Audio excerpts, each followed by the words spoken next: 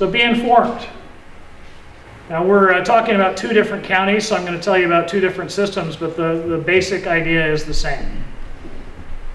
We're trying to use modern technology as best we can to give you as much possible warning that something is going to happen or we think it's going to happen. A little bit lower tech is the emergency alert system, broadcast radio. Now, KCBS AM is good for the whole Bay Area. That may or may not be the most useful thing to listen to if you're concerned about Portola Valley.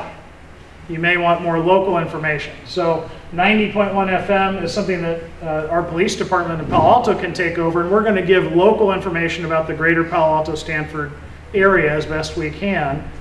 That won't happen right away, I have to tell you, but maybe an hour or 2 or more into a major disaster, we're going to try to take that over. Now, Steve mentioned your SERP/CERT program. That's another excellent way to be plugged in, because if, that's the next line, if technology isn't working, especially if the phones are out, these people have been given walkie-talkies and they can talk to your local first responders or your emergency operations center. So even if you yourself are not super gung-ho and you don't want to get trained and get the cool vest and all that, fine.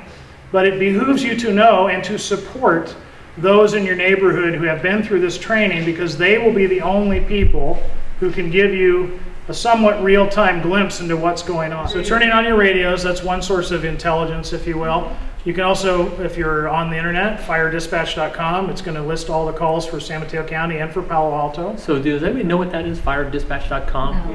Yeah. It's a great thing to have, because you can actually click on a radio link and you can pick up our discussion on the command channel. You won't get the attack channel, which is really us telling the guys inside the house or whatever to do, but you will get, hey, we're calling a second alarm, hey, command 1 or command 11, be advised this fire is now in the vegetation. So you will hear that type of chatter on the radio and get an idea of what's happening. So.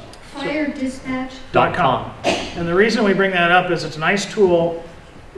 It allows you to get informed yourself, because what you're really asking is, hey, I smell smoke, I heard a siren, what's going on? I don't know what else it's on besides an Apple app, so I don't know if you can get it on anything else. But it's the thing called 5-0 radio. And for the most part, this app will get you any radio public agency the ability to listen to it all through the state of California. So I have a family my family has a place up in Tuolumne. I can actually turn this on and get it. Again, it's delayed by a good probably 30 seconds, but I can hear them, Sheriff's Department or anything like that.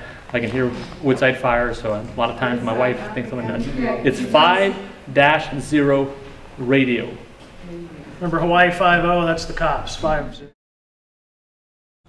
Most of those radio feeds actually come from a website called radioreference.com, and most of them come onto multiple apps for both iPhone and Android. So if you search Radio Reference, you'll find an app that'll run it. What did you just call it? Radioreference.com. They have live feeds of all the frequencies. They even tell you the frequencies of the radios if you have a scanner. Now,